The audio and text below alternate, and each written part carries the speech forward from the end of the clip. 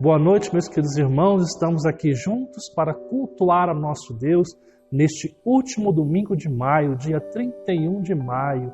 Como Deus tem sido bom para as nossas vidas, amados. Eu tenho visto que muitas vezes alguns irmãos estão com muita saudade. Eu digo que eu também estou com saudade de todos vocês. Mas louvamos a Deus, porque em meio a essa crise toda, nós podemos ter os recursos para poder gravar o culto, para poder fazer as lives, esse momento especial que Deus tem nos dado.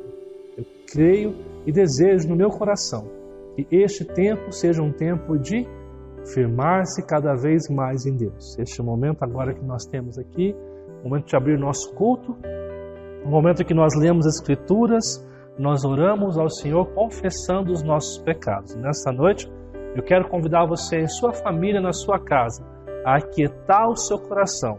Eu quero te convidar a abrir sua Bíblia no Salmo 126. Nós vamos estar lendo esse Salmo ao Senhor para a glória do nosso Deus. Eu convido você a estar lendo Salmo 126. Quando o Senhor restaurou a sorte de Sião, ficamos como quem sonha. Então, a nossa boca se encheu de riso e a nossa língua de júbilo. Então, entre as nações se diziam: grandes coisas o Senhor tem feito por eles. Com efeito, grandes coisas fez o Senhor por nós. Por isso, estamos alegres. Restaura, Senhor, a nossa sorte como as torrentes do Negueb. Os que com lágrimas semeiam, com júbilo ceifarão. Quem sai andando e chorando, enquanto semeia, voltará com júbilo, trazendo seus feixes.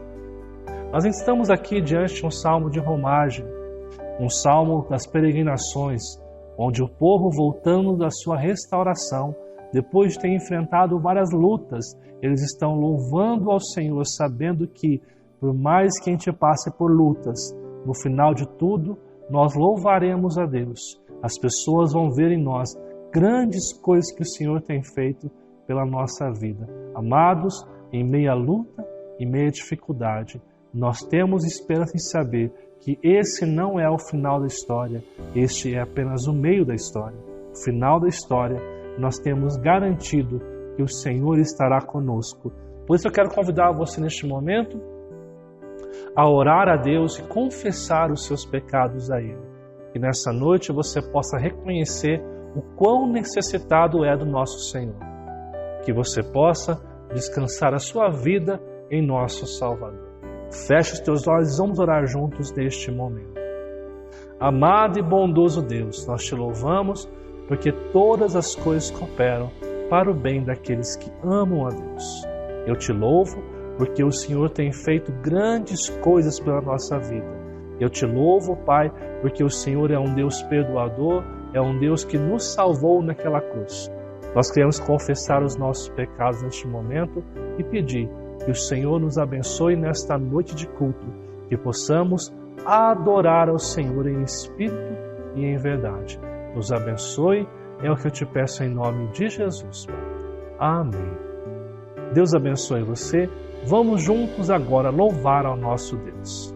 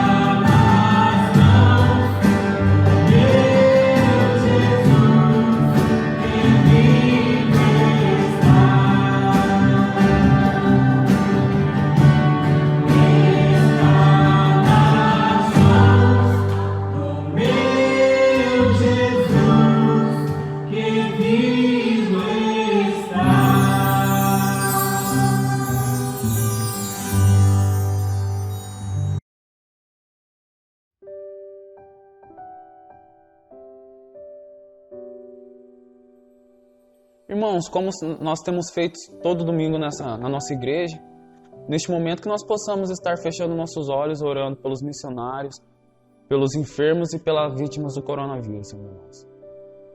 Senhor Jesus, primeiramente eu te peço perdão pelos meus pecados, Pai. Senhor Jesus, que o Senhor possa, meu Deus, estar em cada coração dos missionários, Senhor Jesus. Pai, esteja com a família deles também, meu Deus, que está de longe, Pai.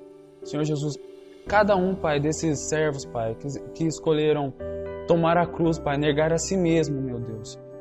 E, Pai, proclamar a Tua palavra diante desse mundo afora, meu Deus. Ó Deus, eu te peço, meu Deus, não só pelos presbiterianos, Pai, mas pelos batistas, Pai. Pelos assembleanos, Pai, de todas as denominações, Pai. Guarde-os, Pai, com a Tua mão, meu Deus. Senhor Jesus, neste momento também, meu Pai, eu oro pelos enfermos, Pai, da igreja, Pai, e de todo mundo, meu Deus. Que o Senhor esteja com eles, Pai. Senhor Jesus, visite-os, Pai, no leito do hospital, Pai, na casa, onde quer que esteja, meu Deus. Pai, eu também te peço, Pai, oro pela família das vítimas do coronavírus, meu Deus. Esse vírus que está cefando muitas vidas, Pai.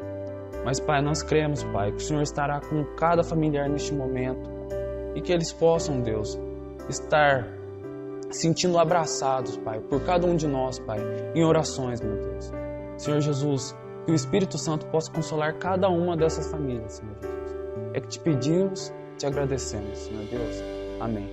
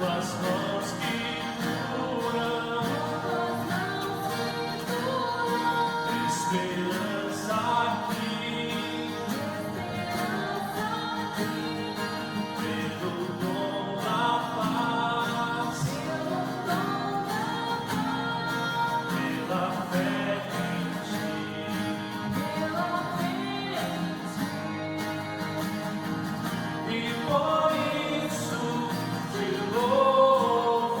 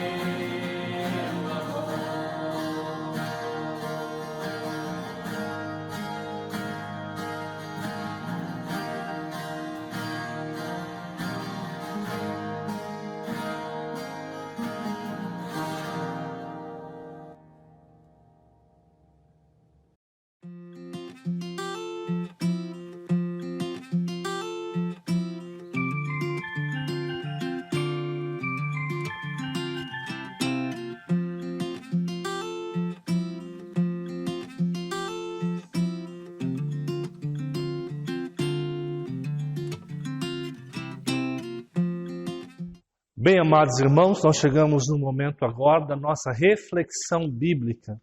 E eu quero convidar você a mais uma vez acalmar teu coração, você que está no seu lar, na sua casa, para que nós juntos possamos, neste momento, ouvir o que Deus tem para cada um de nós. Nós estamos falando na nossa igreja sobre essa série Esperança, o remédio para os dias difíceis. E como ter esperança nesses dias em que nós temos vivido tantas incertezas.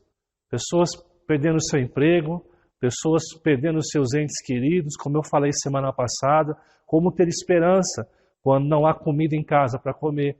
Como ter esperança quando alguém que nós amamos não está mais com a gente? Como ter esperança quando nós estamos voltando para casa com a nossa carta de demissão? Como ter esperança? Essa série tem como objetivo nos fazer resgatar a esperança.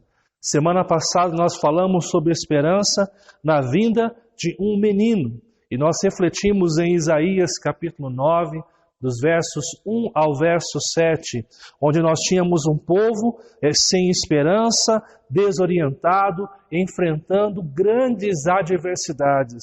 Mas eles recebem do Senhor a promessa de que viria um menino que mudaria completamente a sua história e sua vida. É nesse contexto que Deus fala através de Isaías, trazendo esperança àquele povo. Nós vimos semana passada 4 situações. Primeiro, a promessa de uma restauração, onde Deus iria restaurar este lugar que estava em trevas e a luz viria e mudaria todas as coisas. Nós vimos a forma desta restauração.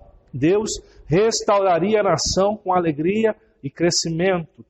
3, nós vimos o motivo desta restauração.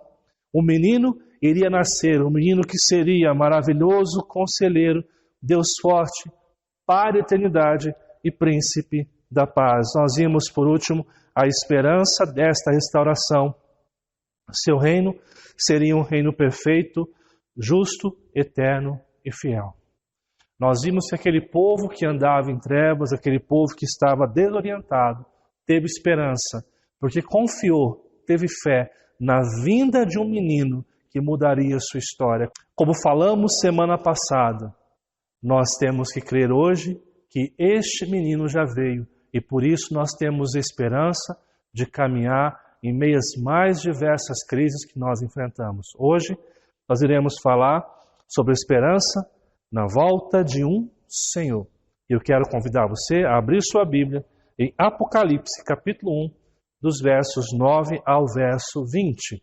O texto nos diz o seguinte: Eu, João, irmão e companheiro de vocês no sofrimento, no reino e na perseverança em Jesus, estava na ilha de Patmos, por causa da palavra de Deus e do testemunho de Jesus. No dia do Senhor, achei-me no Espírito, e ouvi por trás de mim uma voz forte, como de trombeta, que dizia: Escreve num livro o que você vê, envia a estas 7 igrejas: Éfeso, Esmirna, Pérgamo, Tiatira, Sardes, Filadélfia e Laodiceia. Voltei para ver quem falava comigo. Voltando-me, vi 7 candelabros de ouro.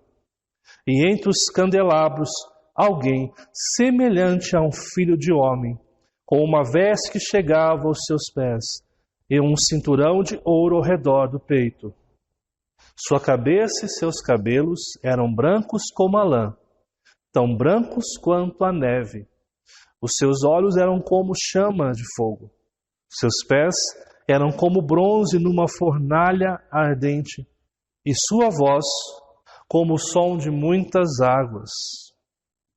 Tinha em sua mão direita 7 estrelas, e da sua boca saía uma espada afiada de 2 gumes.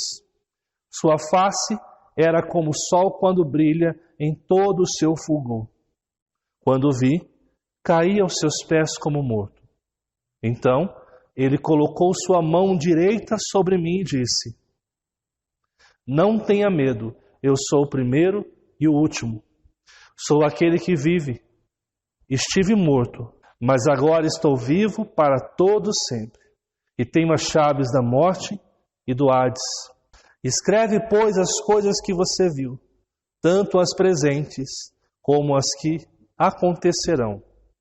Este é o mistério das 7 estrelas, que você viu em minha mão direita, e dos 7 candelabros. As 7 estrelas são os anjos das 7 igrejas, e os 7 candelabros são as 7 igrejas. Deixa eu iniciar com vocês aqui o contexto histórico de Apocalipse, desse texto que nós estamos lendo aqui. Nós vemos o contexto do livro, é retratado num período de intensa perseguição aos cristãos, iniciado por Nero até Constantino. Interessante que a perseguição, ela inicia-se com o imperador Cláudio mais ou menos em 41 depois de Cristo, de 41 até 45, mas Nero, ele vai começar essa perseguição mais acirrada, aonde Nero, ele vai fazer o quê? Dos 14 bairros de Roma, ele vai incendiar 10 desses bairros e vai culpar os cristãos como responsáveis pelo incêndio que havia acontecido. E assim, os cristãos começam a ser expostos a uma grande perseguição. Nesse período da história, amados, houve-se tanta perseguição que faltou-se madeira para crucificar e para queimar os cristãos vivos. Alguns historiadores contam que havia uma estrada muito grande em que se colocavam estacas de madeira, de troncos de madeira, e os cristãos eram amarrados, banhados em cera quente e eram queimados vivos. Alguns relatam que o cheiro da carne queimada era algo horrendo, algo profundamente perverso. É esse contexto que os irmãos estão vivendo.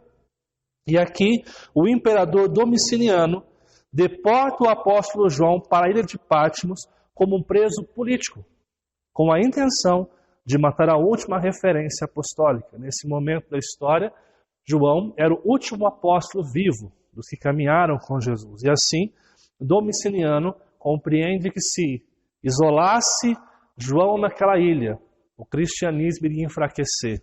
O cristianismo iria perder a sua última referência apostólica. É nesse contexto também, o livro de Apocalipse é primeiramente um livro endereçado aos cristãos que estavam suportando a dor do martírio. Nós entendemos que esse livro é um livro composto entre Nero e Domiciano, mais ou menos no período 95 depois de Cristo. É um período onde a igreja está sofrendo um grande martírio, onde a igreja está sendo perseguida de forma horrenda, de forma catastrófica. É um momento em que as pessoas estão lutando para viver, estão lutando, quando dizem que são cristãos, estão passíveis à morte, à perseguição, ao fogo, a perder sua cabeça, a ser crucificado e tantas outras espécies de mortes que haviam naqueles momentos, amados. Morte por apedrejamento, por queima, por perdendo a cabeça, sofrendo coisas que você não pode imaginar. É nesse contexto que João está na ilha de Patmos, sendo o último líder ainda vivo dos apóstolos. E é nesse contexto em que Deus traz a revelação do Apocalipse para trazer esperança. Qual é o motivo? Qual é o motivo dos seus sofrimentos? Olha só, a pergunta que surge neste momento é como ter esperança numa situação como esta? Como ter esperança de que tudo vai ficar bem quando você olha para fora e vê os seus irmãos morrendo, e vê os seus irmãos perseguidos, e vendo a igreja acabando, muitas igrejas se corrompendo? Como ter esperança? O texto inicia lá no verso 9 da seguinte maneira: Eu, João, irmão e companheiro de vocês, no sofrimento, no reino e na perseverança em Jesus, estava na ilha de Patmos por causa da palavra de Deus e do testemunho de Jesus. Interessante que João, de forma muito humilde, ele se coloca como todos que estavam vivenciando aquele sofrimento. Quando ele coloca a expressão aqui, irmão e companheiro de vocês, João não está falando apenas de uma irmandade cristã, como nós falamos aqui, eu sou irmão em Cristo de vocês, nós somos irmãos em Cristo. Não, João está falando que ele é irmão de forma muito profunda, é uma parceria, não só nos momentos bons, mas uma parceria no momento em que a dor está ultrapassando os limites suportáveis. João se coloca como um deles que está sofrendo. João está enfrentando ali o isolamento, a solidão daquela ilha, sendo um escravo político.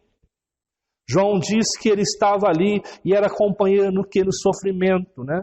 Jesus havia alertado os seus discípulos que eles passariam por sofrimento. Então ele está dizendo, eu estou junto com vocês em todo sofrimento. Ele fala no sofrimento, no reino, que significa aqui uma nova perspectiva, que nós somos cidadãos do céu, que nós somos pessoas que vivem para o reino. Ele fala então que é companheiros no sofrimento, no reino e na perseverança em Jesus, ou seja, ele está falando aqui de suportar as coisas que nos advêm. Ele está sofrendo não por qualquer motivo.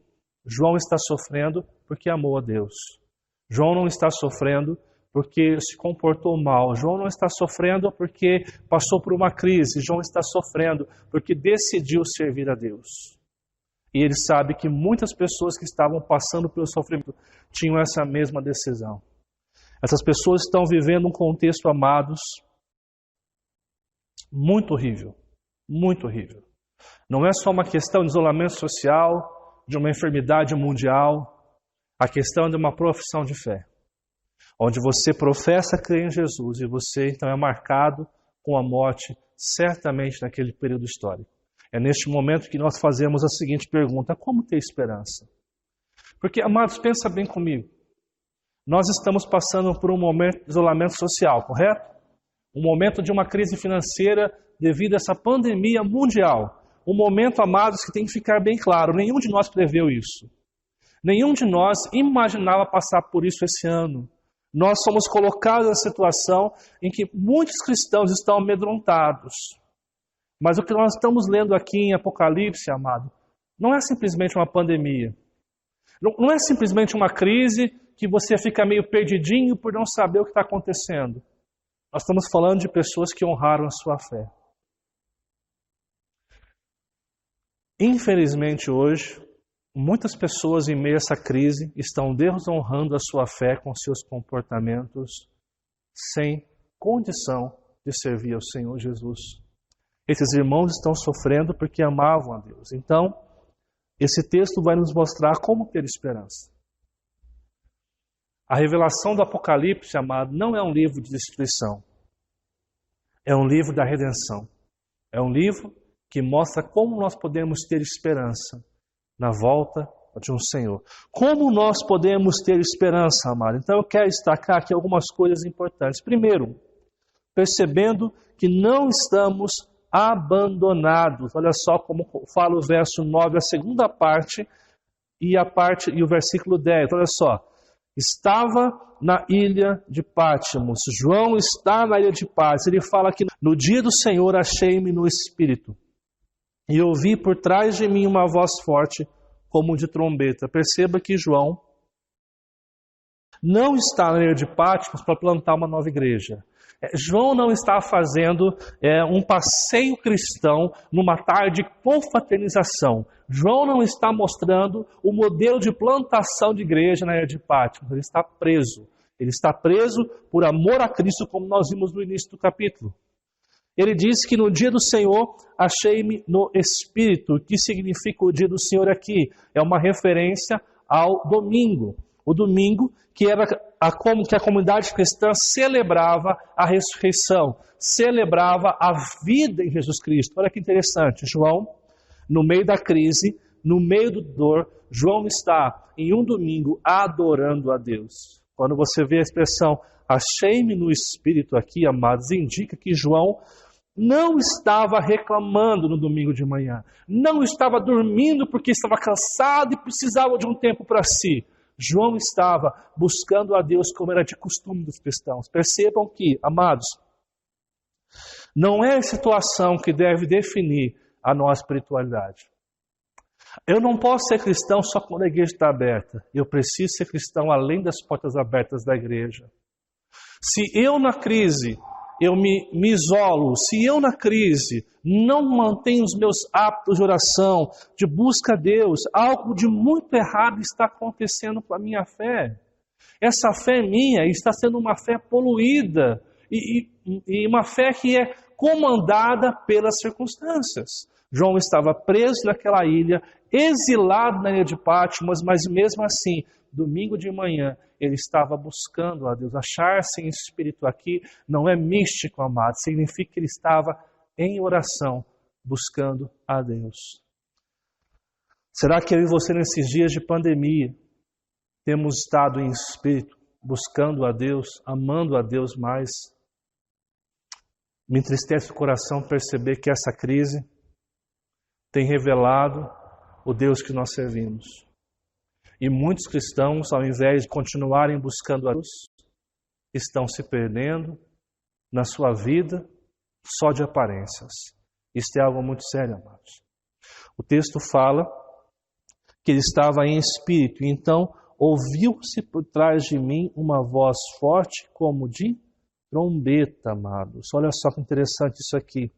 João estava em espírito, que não era um êxtase, mas era uma busca pelo Senhor, uma condição daquele que ama a Deus, e ele escuta por detrás dele uma voz muito forte, que ele vai exemplificar aqui como uma trombeta. Lembrando que a ideia de trombeta aqui, amados, é a ideia que nós temos no Antigo Testamento, quando o chofar ou a trombeta era tocada, e as pessoas ao longo de uma distância muito grande poderiam ouvir aquele convite à adoração, e as pessoas paravam tudo o que estavam fazendo porque era tempo de ouvir o que Deus tinha para elas. Quando João fala que estava ali em oração, buscando a Deus naquele domingo de manhã, o dia que os cristãos faziam isso, e ouve uma voz por detrás, como voz de trombeta, ele entende que é um convite a prestar atenção naquilo que Deus irá dizer. Jesus vai até o encontro de João. Isso é interessante, nós percebemos, amados, que não é João que vai até Jesus, mas é Jesus que vai até o nosso encontro para que nós possamos ser tocados por Ele. E é interessante o que fala o pastor Hernandes Dias Lopes sobre isso. Ele fala o seguinte: Roma pode até proibir João de ter contato com seus irmãos perseguidos, mas não pode proibir João de ter contato com o trono de Deus. O mundo não pode proibir o nosso contato com o céu. Gente, nós podemos, por causa de uma pandemia, não ter contato com os nossos irmãos fisicamente. Preste bem atenção nisso. E talvez se estenda por alguns meses ainda esse decreto do governo do nosso estado aqui. Nós somos proibidos hoje, não proibidos, mas somos orientados a não ter comunhão com os irmãos aqui. Ninguém está proibindo a gente. Nós somos orientados. Mas, por mais que a gente não tenha culto presencial, por mais que a gente não tenha comunhão com os irmãos aqui, por mais que a gente não tenha equipe de louvor aqui, com todo mundo aqui, uma coisa é certeza: nada pode nos impedir de ter contato com o trono de Deus. Então, se a sua espiritualidade, nesses dias de isolamento, não tem tido contato com o trono de Deus, volto a repetir, algo de muito errado está acontecendo com a tua fé. João, ele está naquele lugar, e Deus vai ao encontro dele, Jesus vai ao encontro dele para falar ao coração deles. Mas antes que Jesus estivesse ali, João estava domingo de manhã, naquela ilha, no meio da perseguição, no meio da dor e do sofrimento, buscando quem? A Deus. Buscando a única esperança para a sua vida. E é nesse contexto que o texto continua dizendo no verso 12 e 13: Voltei para ver quem falava comigo. Voltando-me, vi 7 candelabros de ouro, e entre os candelabros alguém semelhante a um filho do homem, com uma veste que chegava aos seus pés e um cinturão de ouro ao redor do seu peito. A primeira expressão aqui, a primeira parte do texto, fala sobre voltei para ver quem falava comigo. João, ele volta-se e ele vê então 7 candelabros de ouro, que aqui significam as 7 igrejas. João está buscando a Deus, ele escuta uma voz, e quando João se vira, ele vê a igreja que estava sendo perseguida, a igreja que estava passando por dificuldades. Ele diz que vê 7, e entre os 7 candelabros, um semelhante ao Filho do Homem, e a expressão aqui significa o próprio Jesus. João aqui empresta a expressão de Daniel capítulo 7, verso 14, onde Daniel vê a visão daquele filho do homem, semelhante a um filho do homem, referindo-se a Jesus, que tem todo o poder no céu e na terra. Ou seja, João, ele está orando, buscando a Deus, ele escuta uma voz, ele olha, ele vê a igreja, e no meio da igreja ele vê o próprio Jesus caminhando com a igreja. E o final do texto significa que esse Jesus é o nosso sacerdote. A expressão aqui, veste, chegava aos pés, um cinturão de ouro ao redor do seu peito, significava o quê? Que ele era o nosso sumo sacerdote. Amados, quem é o sacerdote na nossa história? Quem é o sacerdote biblicamente? É aquele que nos liga ao Pai. É aquele que intercede por nós. É aquele que paga o sacrifício por nós. Se você entender os primeiros versos desse texto, significa o quê?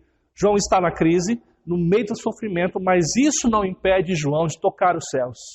João está na crise, ele está buscando a Deus, e como ele busca a Deus naquele domingo, quando ele está devotado-se a Deus, ele escuta uma voz.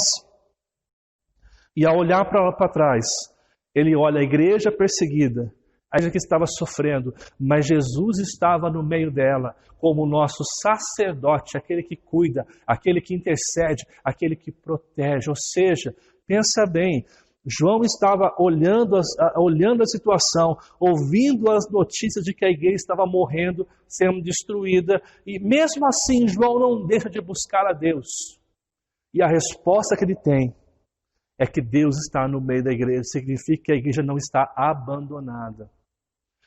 Os homens não podem destruir a igreja, amados. Eu tenho visto muitos cristãos achando que essa orientação de não abrir as igrejas é uma proibição, é um levantar do inimigo para que nós não venhamos cultuar a Deus. Amados, não resuma a sua vida a um conceito tão simplista e insignificante.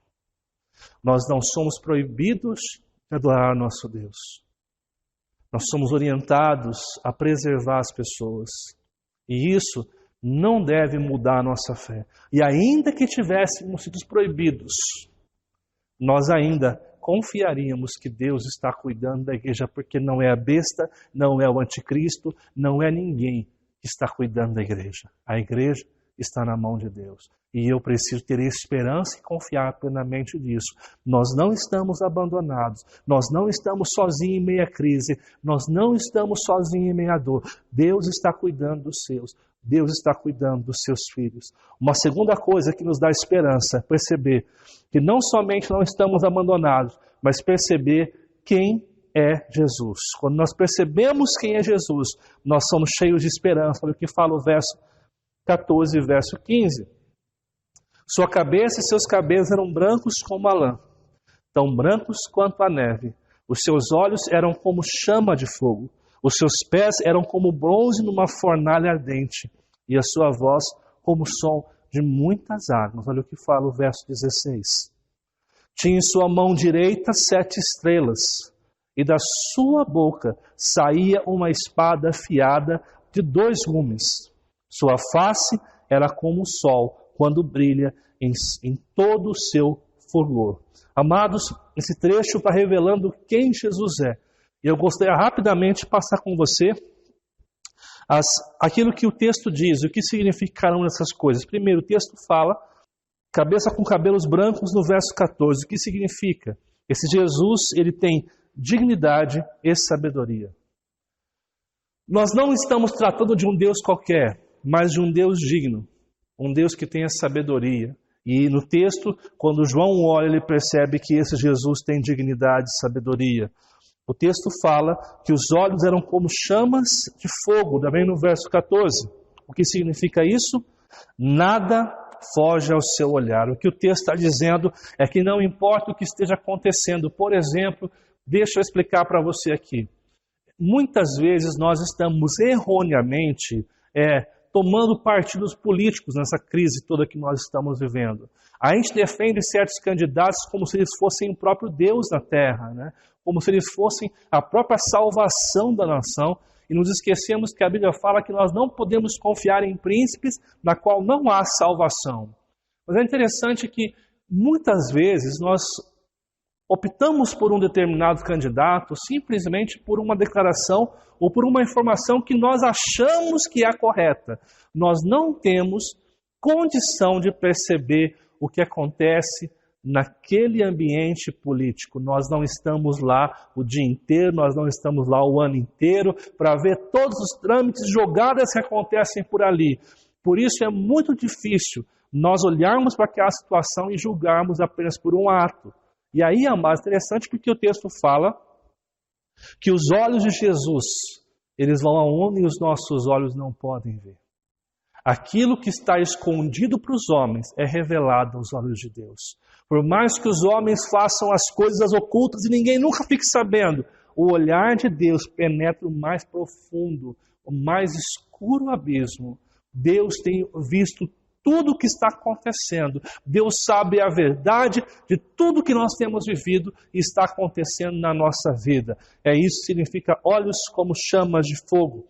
Nós vimos pés como bronze polido no verso 15, que significa poder para julgar. A expressão mostra que esse Deus tem todo o poder para julgar as nações, tem todo o poder para dizer basta, para parar com todas as coisas que não estão de acordo com a sua vontade. O texto também fala que a voz de muitas águas e uma espada afiada de 2 gumes no verso 16 e verso 15. Aqui significa o quê? A palavra final é de Deus, preste bem atenção. Não são os homens, não são governos, não são nação, não são os ídolos que têm a palavra final. A palavra final é do nosso Deus. É Ele que tem a palavra final, a palavra justa e perfeita, para fazer aquilo que for necessário para cumprir a sua vontade. O texto fala que esse Deus tinha na sua mão direita, você vê isso no verso 16, ele tinha na sua mão direita 7 estrelas. E o que significa isso? Ele tem autoridade de agir e governar. Ele tem autoridade para fazer aquilo que ele quer. Ele tem autoridade para cumprir os seus propósitos. O texto fala que o rosto dele brilhava como o sol no seu máximo. Significa uma glória indescritível. Aqui, o que João está olhando e percebendo é o quê? Não há como descrever a pessoa de Jesus. Santo, digno, sábio, conhecedor de todas as coisas, tem poder, ele pode julgar, ele tem a palavra final, ele pode agir, ele pode governar. A sua glória é indescritível. O que João vê na sua visão do Apocalipse, logo de entrada, é que ele pode ter esperança. Sim. Por quê? Porque Deus tem todo o poder no céu e na terra. Ele sente esperança, não pela situação que ele vê, mas pela grandeza do Deus que ele serve. Esse Deus não está sumido, esse Deus não está escondido em meio à crise, esse Deus está agindo, governando e sustentando o seu povo. Esse Deus tem poder para governar, para agir, tem sabedoria. Ele é tudo que eu e você precisamos. Amados, se Deus é tudo isso, por que nós temos tanto medo de enfrentar as crises? Se Deus é tão poderoso, por que em meio à dor e ao sofrimento nós esmorecemos? Por que nós batemos cabeça? Por que nós não confiamos em Deus? É claro que aqui eu preciso levar em consideração a nossa humanidade. Eu sei que nós somos falhos, humanos, que nós temos medo, que nós temos crises, isso é fato. E Deus compreende isso. Deus não nos convida a ser super-heróis. Deus nos convida a continuarmos sendo humanos. Mas isso não deve ser desculpa para continuar do mesmo jeito e para não se render a Cristo Jesus. Por mais que você tenha medo, por mais que você tenha dúvida, você precisa se firmar nesse Deus que Apocalipse revela. Nesse Deus que é poderoso, que é digno, que é santo, que é justo, que vê todas as coisas, esse Deus que pode agir e governar, esse Deus que não tem como ser descrito por palavras. Você precisa perceber quem Jesus é. Você não serve um Deus crucificado, um Deus impotente, que sucumbiu diante da morte. O Jesus que nós adoramos, o Jesus que nós professamos, ressuscitou ao terceiro dia. Nós não podemos ser abatidos, amados, quando confiamos em Deus. Você pode se entristecer, você pode ter medo, mas isso deve durar apenas uma noite, porque a alegria de saber quem Jesus é vem ao amanhecer nas nossas vidas. Você é convidado, nessa noite de domingo, a não olhar para a crise, mas olhar para Jesus. Você é convidado a ter uma nova reação diante da dor e do sofrimento. Mesmo que o teu coração tenha medo, você é convidado a seguir a Cristo. Por isso, quando eu leio o Apocalipse, eu tenho esperança, percebendo que não estamos abandonados. Segundo, percebendo quem é Jesus. E terceiro, percebendo o cuidado de Jesus. Olha o que fala o verso 17. Quando vi, caí aos seus pés como morto. Então, ele colocou a sua mão direita sobre mim e me disse, não tenha medo. Interessante que o texto fala que João, quando tem aquela revelação de quem Deus é, ele desfalece. A expressão que ele usa, cair aos seus pés como morto. João não tem reação. João não sabe o que fazer diante da grandeza de Deus. E aí o texto fala que ele colocou a sua mão sobre mim. É interessante isso, né? A ideia do toque é a ideia de cuidado. Jesus, ele coloca a mão sobre João e ele fala uma das palavras mais lindas. João, não tenha medo. Nós sabemos que a expressão não temas, nós encontramos 365 vezes na Bíblia.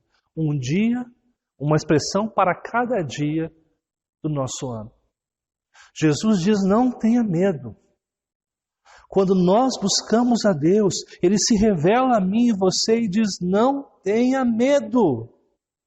Não se preocupem, o Senhor é contigo.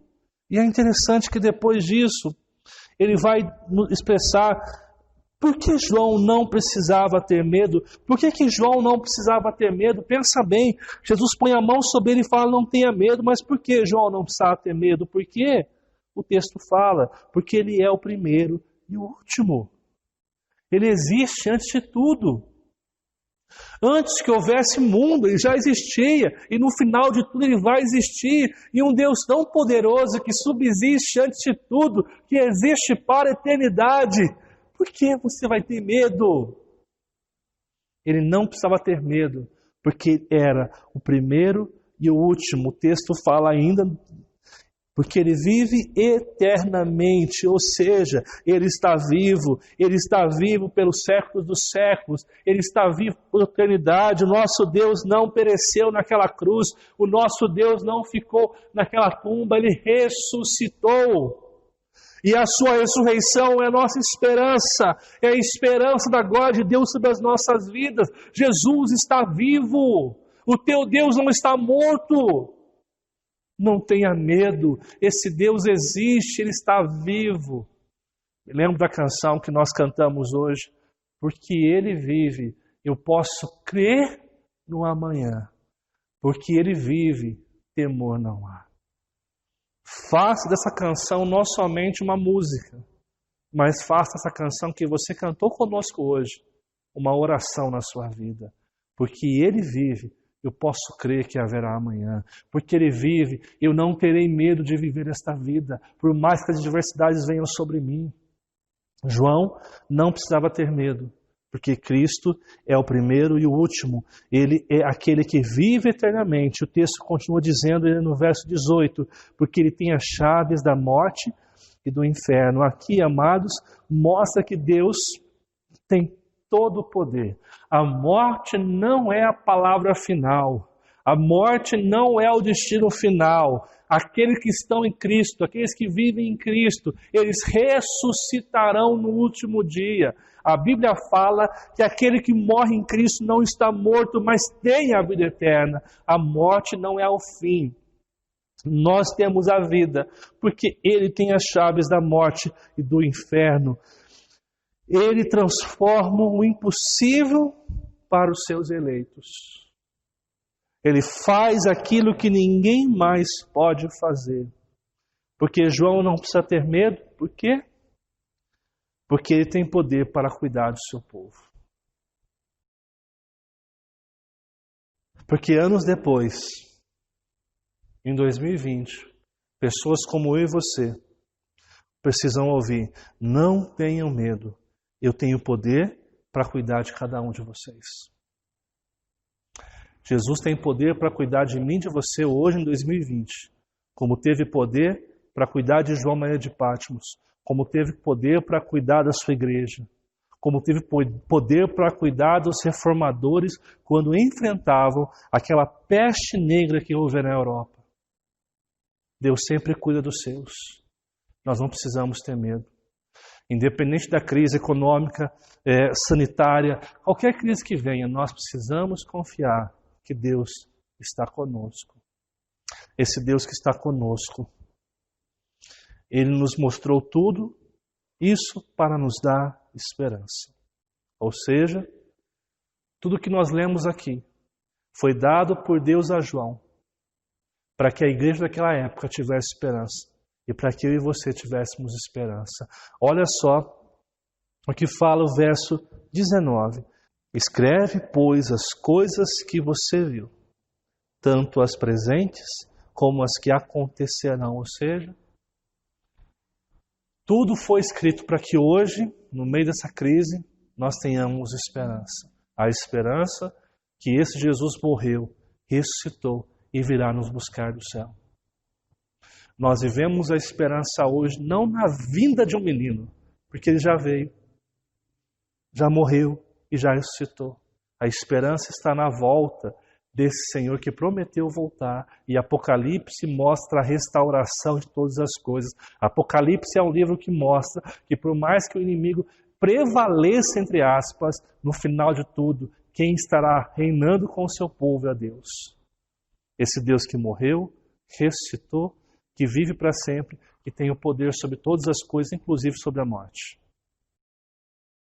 O texto vai dizer o seguinte no final: este é o mistério das 7 estrelas que você viu em minha mão direita e dos 7 candelabros. Preste atenção, as 7 estrelas são os anjos das 7 igrejas, os seus líderes. E os candelabros são as 7 igrejas. Ou seja, quando ele vê 7 estrelas, está falando da liderança. Dos candelabros, está falando da igreja. Ou seja, Deus tem controle sobre a igreja, Deus tem controle sobre o seu povo. Assim, nós podemos ter esperança através desse texto, percebendo que não estamos abandonados. Segundo, percebendo quem é Jesus. Terceiro, percebendo o cuidado de Jesus. Amados, não fica chorando de forma que você entre na sua dor, de forma que você seja tomado pela crise, mas semeie em meio à dor a esperança. Confie que Deus é contigo. Olha só o que fala o verso 11, que nós não lemos aqui ainda. Uma ordem de Jesus para João. Escreve num livro que você vê e envie a estas 7 igrejas: Éfeso, Esmirna, Pérgamo, Tiatira, Sardes, Filadélfia e Laodiceia. Aqui as 7 igrejas, amados, não eram as únicas igrejas que você encontra naquele momento. Essa expressão 7 aqui é apenas uma expressão de perfeição, e ali as igrejas que nós estamos vendo era como se fosse uma rota dos correios, sabe? Para que todo o povo de Deus pudesse ouvir. Mas a ideia de 7 aqui é uma ideia de perfeição para a eternidade, ou seja, Deus pede que João escreva isso que ele viu, mostrando que nós não estamos abandonados, mostrando quem Jesus é e mostrando que no cuidado de Deus por nossa vida, que diz não temas, para que hoje esse escrito chegasse até mim e você. Prova que João obedeceu foi que nós temos hoje o livro de Apocalipse da nossa Bíblia para ouvir uma mensagem de esperança, para ouvir que o nosso Deus vai voltar, não como um menino frágil, mas como um Senhor glorioso que reinará para todo sempre com a sua igreja, a noiva de Cristo. Nós temos esperança porque o Senhor irá voltar. Eu quero convidar você a refletir e praticar em algumas coisas para essa semana que vai se iniciar. Primeiro, em momentos de desesperança, somos tomados por um sentimento que estamos sozinhos. Perceba na sua história que Deus não lhe abandonou na caminhada. Olha para a sua vida, olha para as suas crises e perceba que em tudo isso Deus nunca te abandonou. Deus sempre esteve com você. Aliás, talvez nas crises, somos eu e você que deixamos Deus de lado. Que preferimos ficar reclamando, desesperados, escondidos num canto, enfiando a cabeça na terra, ao invés de buscar a Deus e deixar que a sua presença nos inunde de esperança, amor e graça. Que nós possamos, nesse dia, confiar plenamente no Deus de Israel, nesse Deus que faz nova todas as coisas. Segundo, momentos de dores são excelentes momentos para conhecermos a Jesus e tudo aquilo que Ele é. Isso nos fará olhar a dor sobre outra perspectiva. Conversava com o Aleph antes de gravar essa pregação e ele me dizia que essa pandemia apenas o aproximou mais de Deus. A sua leitura bíblica melhorou, a sua vida de oração melhorou, ele se sente mais cuidado por Deus. Amados, as crises são uma excelente oportunidade para a gente crescer. Porque quando tudo está bem bom, a gente vive no auê, a gente vive na bênção, a gente vive na alegria. Mas é quando todas as coisas acabam que a gente só tem esperança em Jesus. Que a gente pode buscá-lo, que a gente pode se entregar completamente a Ele. Aproveite esse tempo que você está vivendo essa crise para conhecer quem Deus é, para perceber a sua grandeza e o seu poder. E por último, Jesus é aquele que tem poder para cuidar de seus filhos. Porque ainda temos sofrido por não nos rendermos diante dele. A gente está sofrendo ainda porque a gente está dependendo demais da gente e não está confiando em Deus. Nessa noite, você é convidado a deixar de confiar em você, a deixar de confiar nos outros e a confiar plenamente no seu Deus. A perceber que Ele cuida de você, que Ele tem poder, que Ele vive e você pode crer que todas as coisas cooperam para o bem daqueles que amam a Deus. Quero convidar você nesse momento a orar comigo, a render-se completamente a Deus e descansar na sua vida, na graça e no amor de Deus. Vamos orar? Amado e bondoso Deus, nós te louvamos por essa noite, porque o Senhor se faz presente em nossa vida. Que nós possamos ter esperança na vinda desse Senhor. Que nós possamos, ó Pai, descansar no seu cuidado e na sua proteção. Nós pedimos em nome de Jesus perdão pela nossa falta de fé e pela nossa inconstância. Nós queremos ter uma fé sadia, uma fé construída no Teu amor, na Tua esperança. Nós pedimos, ó Pai, que o Senhor nos abençoe nessa noite, que nós possamos confiar em Ti e ter total esperança nesse Deus poderoso. Que o Senhor visite cada família que está nos assistindo nessa noite e que nós possamos, para a glória de Deus, viver na Sua vontade, viver no Seu querer. Esta é a nossa oração, crendo, ó Pai, que o Senhor nos responde. Em nome de Jesus, Pai. Amém, Deus. Amém.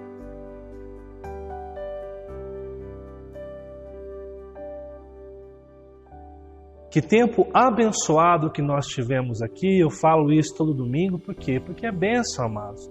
Poder ouvir a palavra, interceder. Amados, volto a dizer, aproveite bem esse tempo que Deus tem nos dado para poder buscá-lo, adorá-lo na sua casa, com a sua família. Por isso eu quero aproveitar aqui e deixar alguns recados para você. O primeiro deles, muito importante, é os nossos cultos nos lares. Eu quero convidar vocês a estarem no seu lar, fazendo da sua casa um lugar de adoração, um lugar de cultuar a Deus, um lugar que você pode, em família, conversar com Deus, buscar a sua vontade, buscar o seu querer. É importante esses momentos para que você possa estar orando junto com a família, buscando orientação de Deus para os momentos difíceis que temos vivido e para as decisões que nós temos que tomar. É importante que na sua casa você possa se dedicar ao Senhor. Um segundo recado são nossas lives que nós temos feito no Facebook, às segundas, quartas e sextas, sempre às 8 horas da noite. É um tempo em que você pode ser edificado, onde você pode ser alimentado por uma ministração, por uma devocional que nós fazemos ali. É importante que você participe disso também. E ainda para ajudar você no seu crescimento espiritual, nós demos início à nossa EBD Online. Aos domingos, 9 da manhã, você pode acessar o Facebook ou o YouTube e assistir uma aula especial da Palavra de Deus para que você possa estar crescendo e amadurecendo dia após dia. E ainda falando sobre live e EBD Online, eu quero trazer uma novidade para você aqui. Marque na sua agenda, dia 6 de junho. 6 de junho, sábado, nós faremos uma live especial para casais. Tá ok? Então marque aí que nós vamos ter um estudo e ter um bate-papo entre família, conversando com casais. Tá ok, amados? Convido você a estar participando conosco e agendando o dia 6 de junho. Você marcou aí? Live, segunda, quarta, sexta, 8 horas da noite no Facebook. EBD Online, domingo às 9 da manhã e especialmente sábado, dia 6 de junho, uma live especial para os casais. Amém, amados? Um outro recado muito importante, amados, muito obrigado por você que tem sido fiel nos dízimos e nas ofertas. Nós sabemos que temos vivido uma crise eminente no nosso país, mas temos visto a graça de Deus sobre a vida dos nossos membros.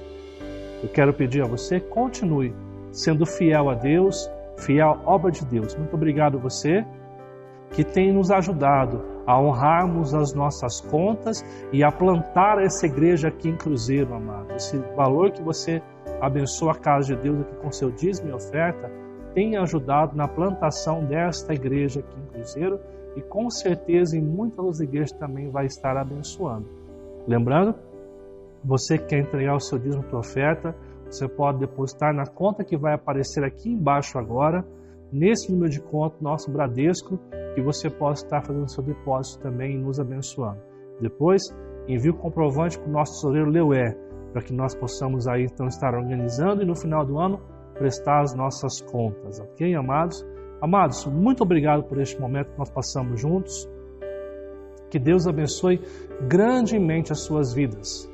Eu quero aproveitar este momento, o último domingo de maio, para parabenizar os nossos aniversariantes desse mês. Nós tivemos aqui vários aniversariantes desse mês, entre eles o seu João Gomes, a Juliana, a Marcele, a Giovana Fonseca, o Ricardo, o nosso irmão Adriano, o nosso irmão Juninho, a Thaís Coutinho e a Aline Marino.